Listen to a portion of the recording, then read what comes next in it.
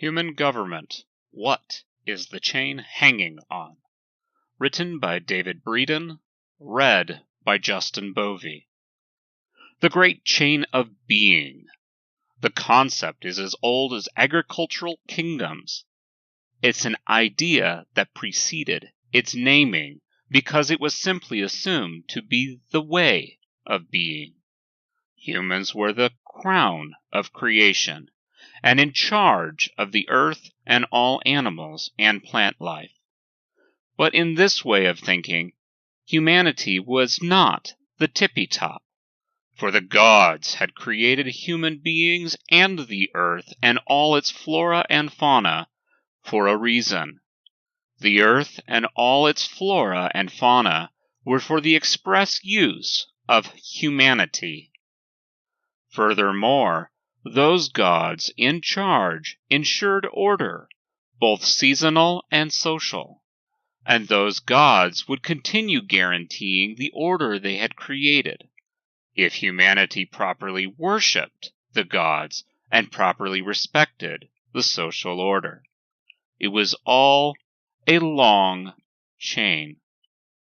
The Code of Hammurabi from ancient Mesopotamia dates back to somewhere around 1754 BCE. The code, quite literally carved in stone, begins like this. When Anu, the Sublime, king of the Anunnaki, and Bel, lord of heaven and earth, who decreed the fate of the land, assigned to Marduk, the overruling son of Ea, God of righteousness, dominion over earthly man, and made him great among the Igigi. They called Babylon, in his illustrious name, made it great on earth, and founded an everlasting kingdom in it, whose foundations are laid so solidly as those of heaven and earth. Then Anu and Bel called by name me, Hammurabi, the exalted prince, who feared God, to bring about the rule of righteousness in the land, to destroy the wicked and the evildoers, so that the strong should not harm the weak, so that I should rule over the people like Shemesh, and enlighten the land to further the well-being of mankind. There follows 282 laws, covering everything from the price of a ferry trip to the proper charges of veterinarians and how much an ox's eye is worth. Anu is the creator god for the Babylonians. So the code starts at the top, as it were, going through how the gods are organized and then on to Hammurabi, the top human being on the chain.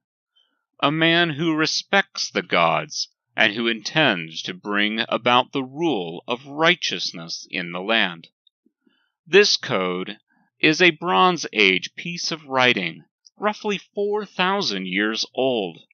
When I was in school, the agricultural kingdoms of Mesopotamia were referred to as the beginning of civilization, with the implication that those who preceded the Bronze Age and those who did not practice this sort of patriarchal social hierarchy were uncivilized savages.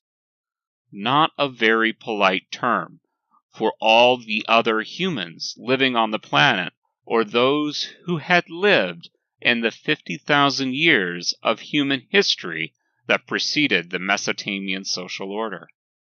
Not polite at all, but a key part of the European colonialist insistence that agriculture and then industrial states were the only legitimate ways to do civilization.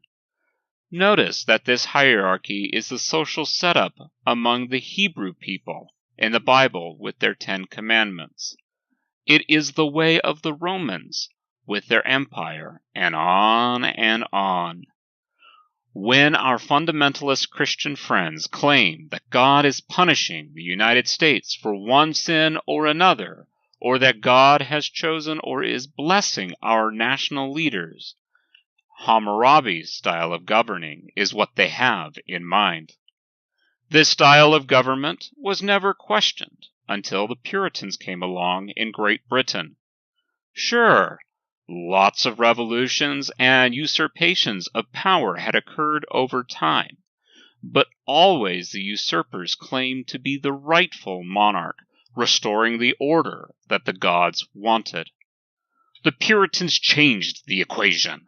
They claimed that God was now appointing people other than monarchs to ensure a godly social order, and they proved their point by lopping off the head of the king who had claimed to be divinely appointed. Then the Puritans set up their own dictatorship.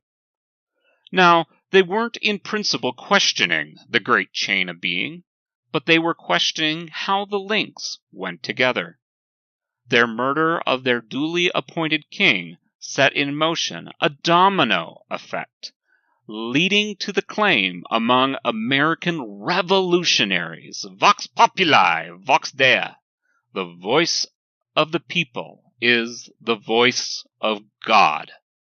This was something new under the sun, at least in the tradition of agricultural kingdoms. Part of this claim goes all the way back to good old Hammurabi.